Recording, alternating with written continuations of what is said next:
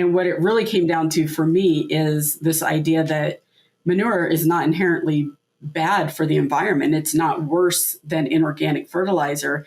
But if you haven't seen it managed properly and according to best management practices, you're more likely to hear about manure running off of a field. You smell the manure, there's an odor. So there's this kind of misconception that manure is always bad. And so the way we've kind of taken our programming here in Nebraska is trying to connect both the value of that manure to the soil and cropping system, but couple it with what are the best management practices that we want to be using so that we're not polluting the water.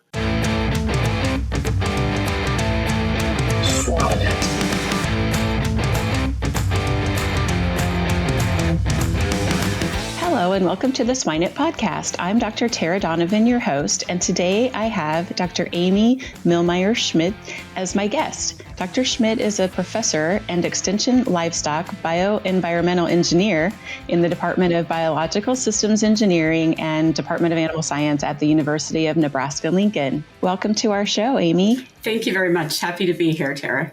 Great. Well, so today we're going to discuss the value of integrating livestock and cropping systems. But before we begin, I would like you to just, Amy, go ahead and take a few minutes, introduce yourself to the audience, give a quick summary of your background, and then what led you to this area of ag. Sure. So I grew up in Southeast Iowa, not in a farming family, but around my grandpa and my uncle who farmed. And so I always had kind of an interest in the environment. My teachers in high school said, you should go into engineering. So I did, and I went into ag engineering. After I finished my bachelor's degree at Iowa State University, I stuck around and did a master's there. And I worked for an extension engineer that I really hadn't had experience in extension prior to working with him. And I found that to be a really fulfilling area to work because it was, one-on-one with farmers, helping solve problems and give recommendations. So when I left there, I took a job for almost 2 years in industry, working as an environmental engineer for a swine production company in North Missouri. And then there was a position that opened at the University of Missouri in extension, and it was right in line with what I wanted to do. And so I applied and was hired in that position. That was back in 2001. And so since then, I've worked in extension with livestock manure management, air quality and mortality management, moved around a little bit during that time, and actually completed my PhD in biological engineering during some time that my husband and I were at Mississippi State University. So we've been at the University of Nebraska now since 2012. And this is a great place to work with livestock and manure management. It's a very, intensive agricultural state, and very happy here with the different projects that I get to be involved with. Great. Well, thank you for that. Well, the University of Nebraska is where I did my undergrad, and so in animal science, and I also grew up in Southwest Wisconsin. That's where I live now, in central Nebraska, and so very familiar with agriculture. I grew up on a cow-calf crop operation, so actually didn't have pigs, but I ended up as a swine veterinarian for my career, and so we have some connections, at least certainly, to the state of Nebraska. Looking to boost the productivity and health of your swine herd? High D is the original pure source of 25-hydroxy-D3, proven in over 100 research trials and fed to millions of pigs each year in North America. High D improves bone strength, immune health, and enhances overall performance. Whether you want to improve sow longevity, get heavier nursery pigs, or help your grow-finish pigs thrive, trust the original, proven 25-hydroxy-D3 High D. Learn more at dsm-firmenich.com/hy-d. So as we dive into integrating livestock and crop operations, Amy, will you start us off by just describing the landscape of livestock and crop production in Nebraska and the area? Working in extension, I know that's a big part of what you do, and so what we're going to talk about today. So just give us a little bit of the highlight of how, cattle operations, swine operations, and crop, which is a big part of the central Midwest. Yeah, so Nebraska is kind of unique in the topography just because there's a pretty significant change in climate as you go east to west across the state. So the eastern part of the state tends to have more rainfall, less irrigated cropland. And as you go west, you get into sandier soils, irrigated cropland. We see a good concentration of our beef operations in the western part of the state simply because it is a drier climate, and that's those systems that are open to the environment. We have to collect any rainfall that falls on the surface of the feedlot. So as you can imagine, in an area with a lot of rainfall, that's a lot of wastewater to collect and have to manage. So we also have a lot of cow-calf grazing operations out in the western part of the state in the sandhills. We have good rangeland out there. We do have I would say a relatively small dairy industry in the state that tends to be concentrated in the eastern part of Nebraska.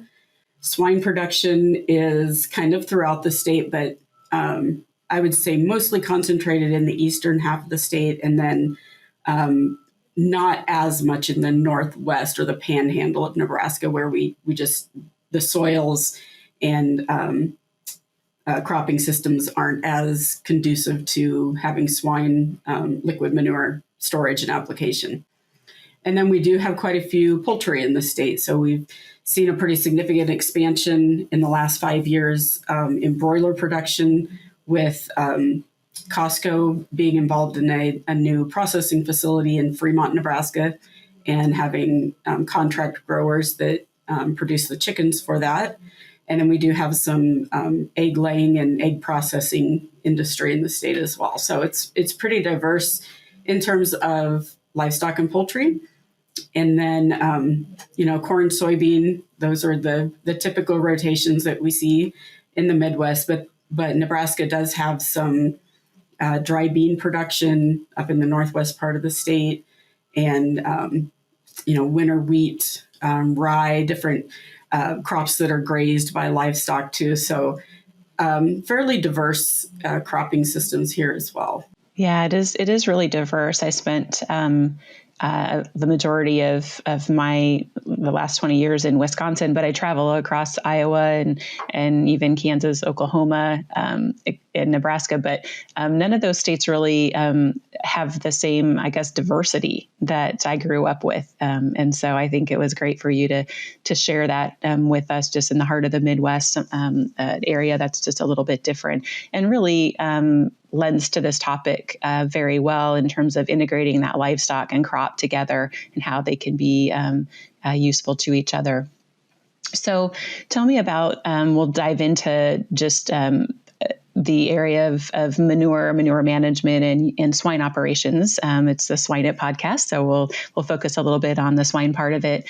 So tell me the advantages and the area of the swine operations and the value of land application and the value of that for the crops. Yeah, so one thing that we've seen change in the last, I would say 20 to 30 years, we used to see a lot more lagoons that were used for storage of swine manure. So the buildings had a shallow pit, manure was flushed out to a lagoon. And the benefit initially of lagoons was that the nitrogen volatilizes, and which means it's off-gassed into the air, and the phosphorus settles out in the lagoon to form sludge at the bottom. So the liquid that's pumped is very low in nutrient content. So you didn't need as many acres to land apply that. Over the years, as fertilizer prices increased, we started to really put a lot of value in retaining those nutrients. Why let them go if you're going to have to turn around and purchase inorganic fertilizer for your crops? So we've seen a pretty significant switch to deep pit systems that are underneath the building, you get much less volatilization. You have much less rainfall entering that storage. It's a concrete basin, so it's secure, and we don't have concerns about overflowing, right? Because we don't have that precipitation that's unpredictable that could add to that storage. And we have a more concentrated manure, so that makes it so that farmers get more nutrients or more bang for their buck, I guess you would say, out of that manure. They can fertilize more acres and supply nitrogen and phosphorus and other micronutrients from that, potassium as well.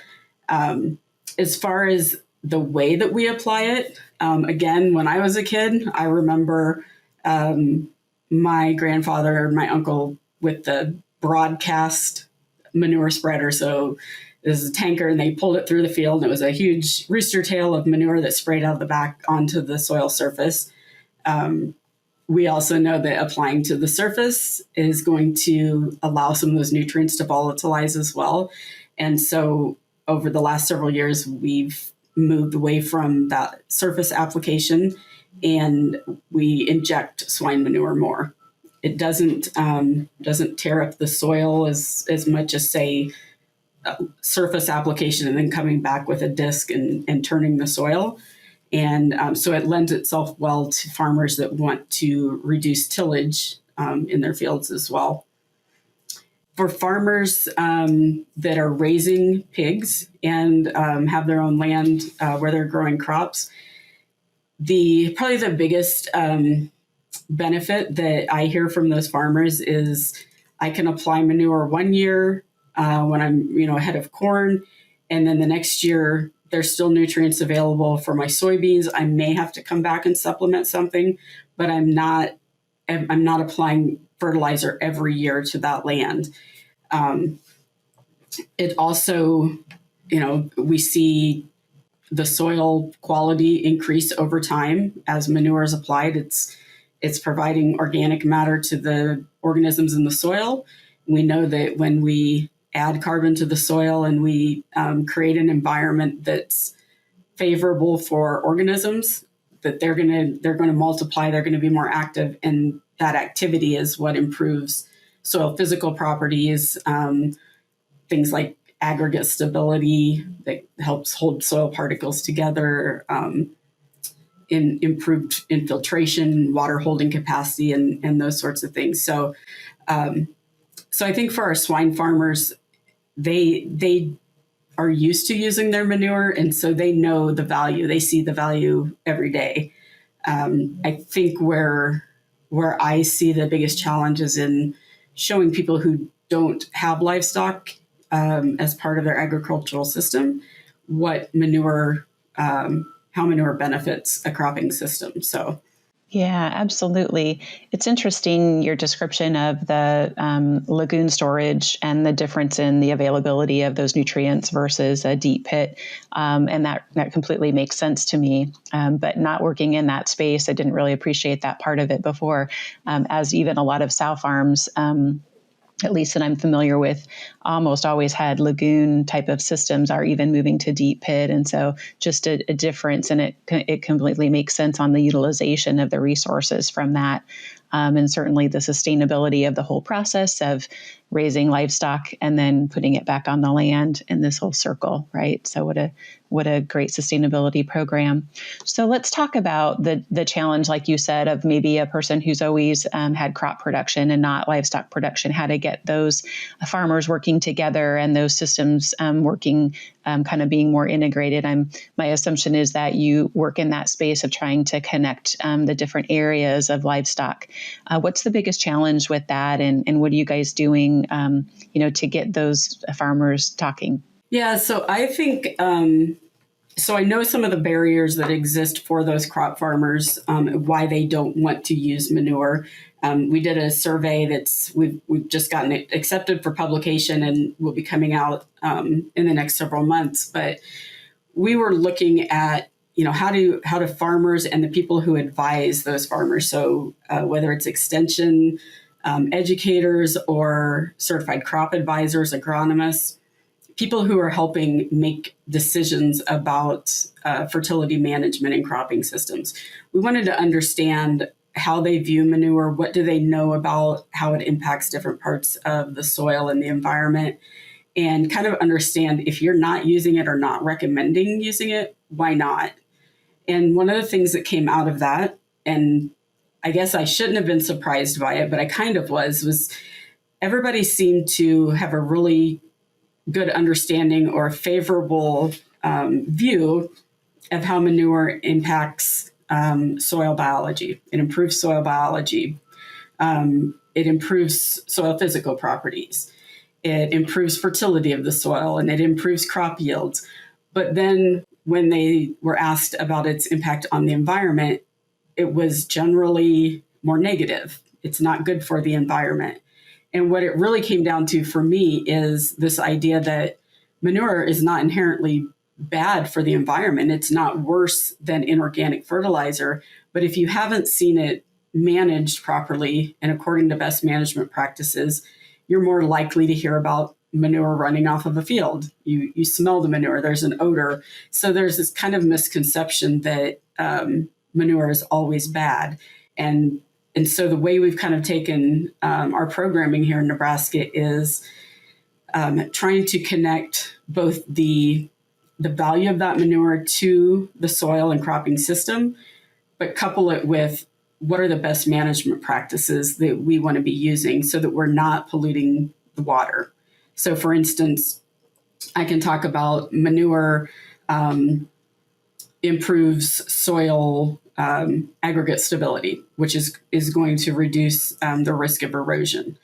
Along with that, I would recommend grassed waterways, grassed buffers around the field, different techniques that can, if you do have runoff or erosion, you have something that is slowing down that runoff, capturing the sediment before it reaches a water body. And within permitted animal feeding operations, so any animal feeding operation that is large enough to require a permit, there's a requirement for staying back, having a setback distance between your land application and any sensitive water bodies or wells. And we don't have those requirements with inorganic fertilizer. So I think that's a misconception as well, that that inorganic fertilizer is handled and managed more carefully. And I'm sure that, there's plenty of farmers who do handle it in a way that that we would recommend. But I also know that they're not having to develop nutrient management plans the way a permitted animal feeding operation does. They're not reporting to their state government how they used that inorganic fertilizer, where they put it, what they expected as a yield, what they got as a yield. And that's something that when you're working with manure as a permitted operation, you do have to report all that, and you do have to plan it. And if you applied manure expecting a certain crop yield and you didn't get that crop yield, you need to account for that the next year, that you didn't use all the nutrients that you applied to the soil. And so to me, that's a really important message to get out, is that best management practices are really the key to using manure or inorganic fertilizer in a way that reduces its impact on the environment. We also know that the nitrogen, so when you apply inorganic fertilizer, it's all plant available nutrients. And there's a reason for that. We want to put it on. We want to know that the plants can use it that cropping season. With manure, depending on the type of manure you're working with, but we think about swine manure, there's a portion of the nitrogen in there that is inorganic, and it's the ammonium, and it's readily available. When you put it on, it's available for the crops to use. The other fraction is organic nitrogen, and that is tied up in organic matter. And in order for it to be available to the plants to use, that organic material has to be broken down in the soil. And that's where the microbes come in. They break that down, they convert it to a usable form of nitrogen, and then the plants can utilize it. And so with manure, we look at how does that nitrogen become available over the cropping season, and then even in subsequent cropping seasons as that organic material continues to be broken down. And so I think there's, both when talking with farmers and talking with community members who are opposed to manure application or to livestock operations near them, just getting at that point that manure is not bad inherently. If it's not handled properly, then it can be detrimental to the environment, but so can inorganic fertilizer. And so with both of those, we're putting nutrients into that cropping system, but only one of them has nutrients that become available over time, has organic matter that feeds the organisms in the soil, and ultimately can improve the quality of that soil, and that's the manure. Otherwise, we're putting inorganic nutrients in. Anything that doesn't get used by the plants is going to be lost to leaching. So nitrogen that doesn't get used is going to leach through the soil. And then we're not building the quality of that soil over time. We're putting in nutrients, we're harvesting crops, we're just continuously taking from that field and not putting back that organic matter or feeding those microbes in the soil. So to me, there's manure along with other practices. I mean, manure is not the only thing that can add organic matter back to your soil and help protect the soil and improve it. But it is, I would like to see farmers see it in a more positive light for that quality. And one of the barriers we realize that's pretty serious for them is, I don't know, we estimate 40% of that organic nitrogen will become available in the first year after you apply it. We on average, yes, that's what becomes available, but that's affected by the type of soil you put it on, the temperature and moisture of that soil, things that affect the microbial activity in the soil. So if you have a particularly cool and or dry season, you won't have as much of that nitrogen become available that first year as you anticipated. And so what we are working with now and kind of talking to farmers about is, that inability to predict what becomes available is a concern, but we can put manure on and we can use in-season methods to determine if the crop is deficient in nitrogen or is needing more nitrogen. And then we can go back and we can supplement with inorganic fertilizer. So we're not really rolling the dice the way we used to by putting on manure and just hoping that it does provide the nitrogen that crop needs for that whole season. So a lot of the technology, I think, that has evolved over the last decade or so is kind of helping us address some of those barriers to using manure. I think, odor is always going to be one of the issues, particularly if a crop farmer has not used manure ever, and then they go put manure on, their neighbors are going to know it. And there's some concern about complaints about odor and things like that. So I think the ease of ordering up the formulation of inorganic fertilizer that your crop needs and not having to worry about whether or not it all becomes available in the season, that's a big concern for crop farmers. But it's not something insurmountable, and we're working on demonstrating that to the farmers that we're not going to hurt your yields.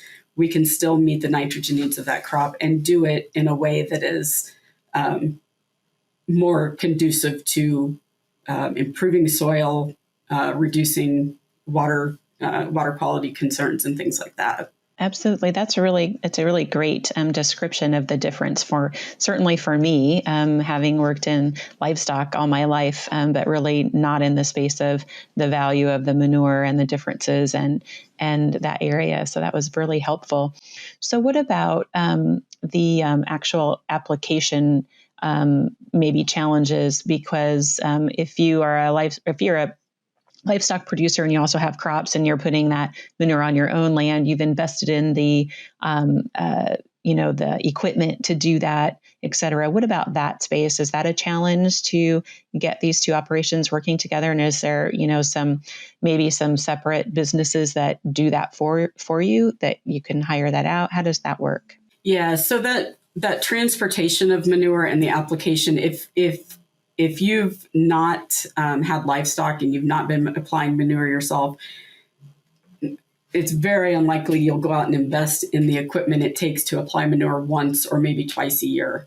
In Nebraska, and I know in a lot of other states in the Midwest, there's a very successful industry of custom applicators.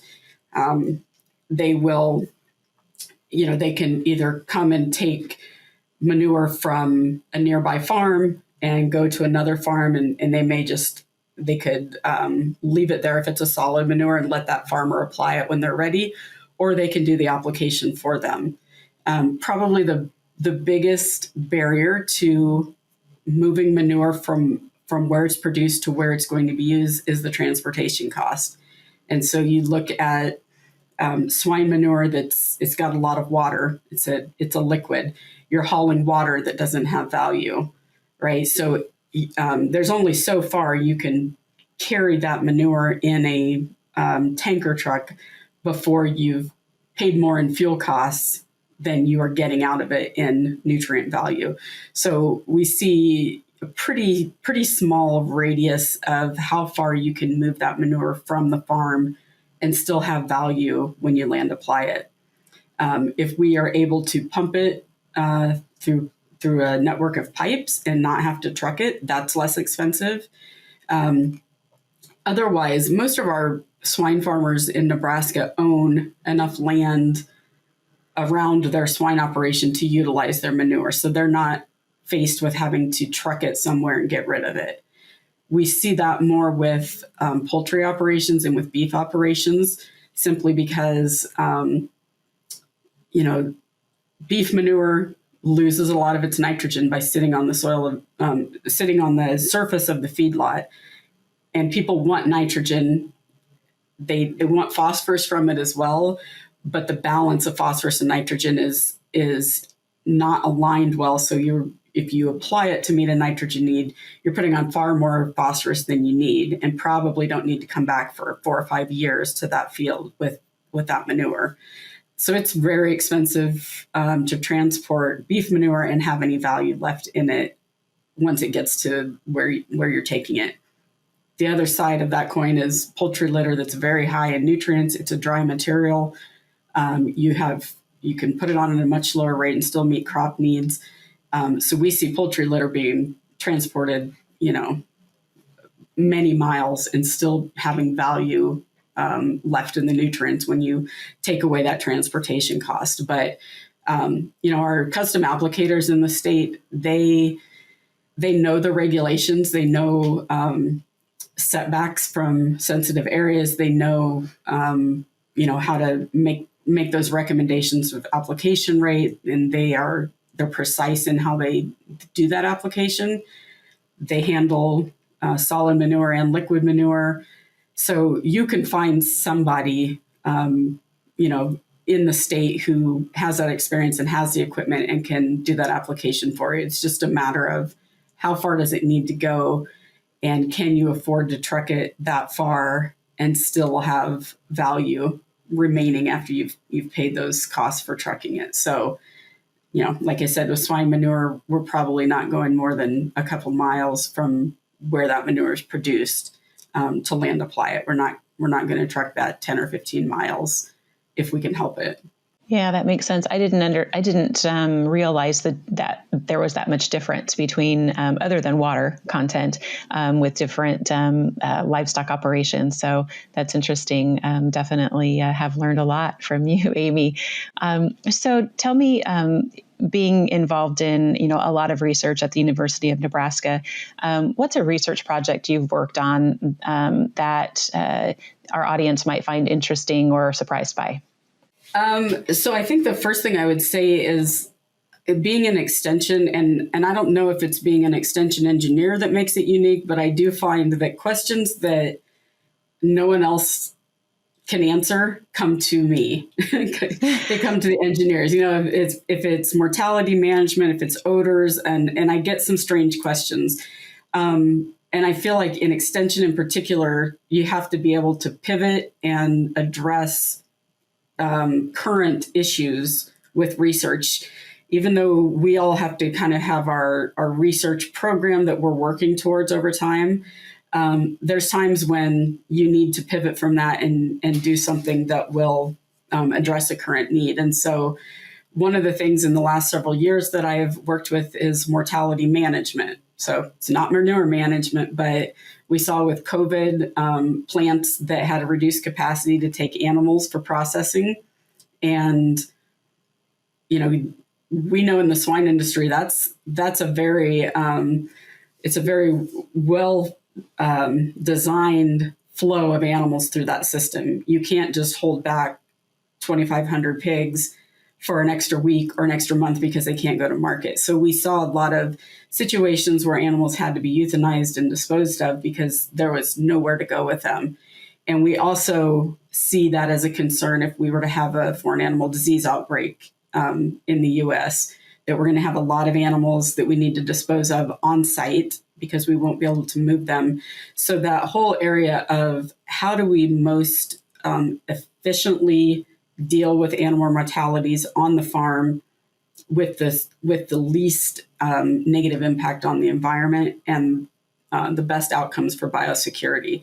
So we've worked over the last few years on comparing composting versus a shallow burial with carbon method, how much leachate is produced, what's in that leachate, what temperatures can we reach in those disposal systems.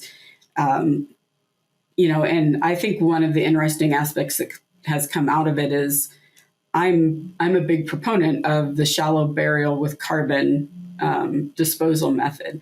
I'm not a big fan of just burial of mortalities, even though that's an acceptable practice. I would rather see a situation where there's some organic material, some carbon material in that system to help hold on to the leachate that's produced during that decomposition of carcasses, because it can be fairly significant. So I think that's, for me, one of the things that we'll start working more on in Nebraska is promoting those mortality disposal options and the planning that goes behind it so that you are prepared to handle that sort of situation if and when it arises. Hopefully we never have a foreign animal disease outbreak here, but we need to be prepared for it if it does happen. And that means knowing what you're going to do with animals that need to be disposed of.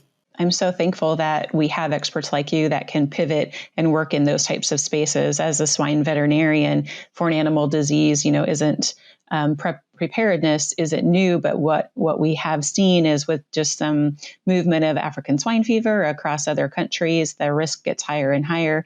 And so as a group, we've always been concerned about it, but having, I guess maybe one of the few things that maybe came out of COVID is that we were able to get some more preparedness done for foreign animal diseases, at least that lives in my space, and understand maybe I guess what I have seen in some other operations is it's now an alternative to the mortality disposal method that they were using before, which may not have been as biosecure. So that area is really interesting and growing, and I'm appreciative of that, new people working on it. So yeah, I'm excited that maybe we'll come up with even some better methods of mortality disposal that can be useful back onto the soil, again, in the same sustainability program. Amy, before we sign off, do you have any final thoughts or take-homes for our listeners from today's conversation? I mean, to me, the biggest take-home is this idea of promoting manure and understanding the value it has to the soil and to the environment, that it's not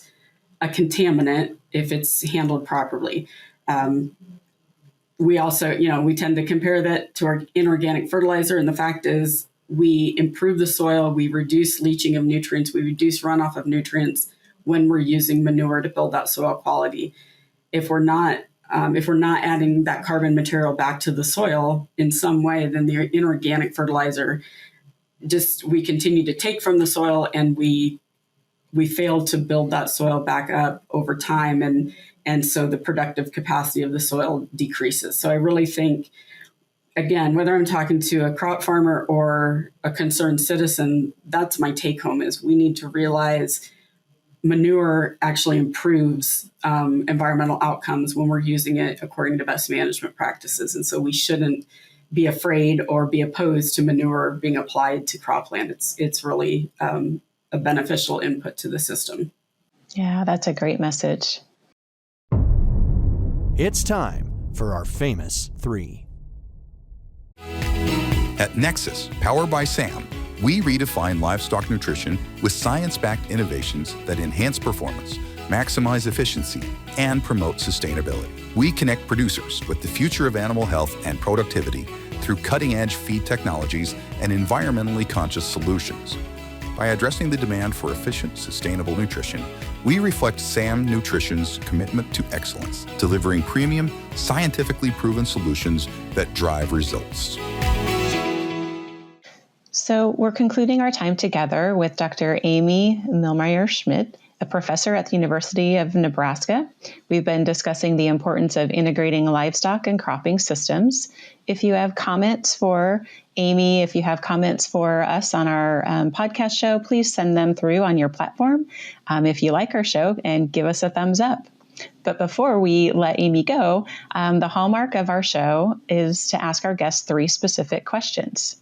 So, Amy, what is your favorite book or resource that you use in your area of expertise? So it's kind of an old school resource that it doesn't exist anymore, but the Midwest Plan Service that was operated out of Iowa State and is kind of a North Central region effort has produced a lot of really good engineering guidebooks for design and management of everything from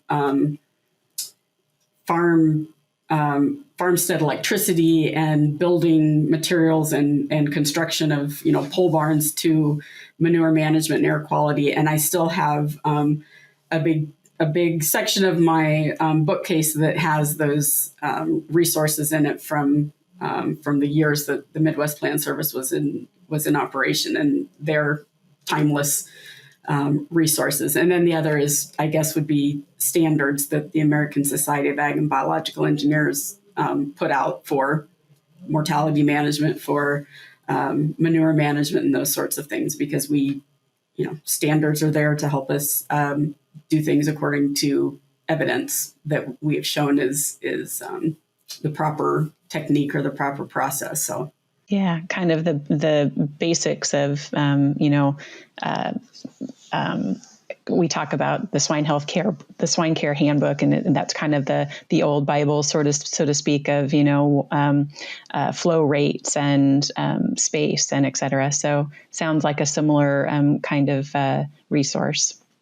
So what about a book or resource outside of your area of expertise that you think our audience might be interested in? I feel like I don't have a lot of really go-to resources outside of my area. The things I think about, if it's working with, a small meat processor who has offal that they need to dispose of, I'm probably going to go to my colleagues either here or in other states that have done that sort of work. So I think my best resource is colleagues within Extension and within those other fields. That to me is one of the best things about Extension, is that if you don't know how to answer a question, you probably know somebody who can help you answer it. And so I would say my colleagues with that expertise that I don't have is a very valuable resource.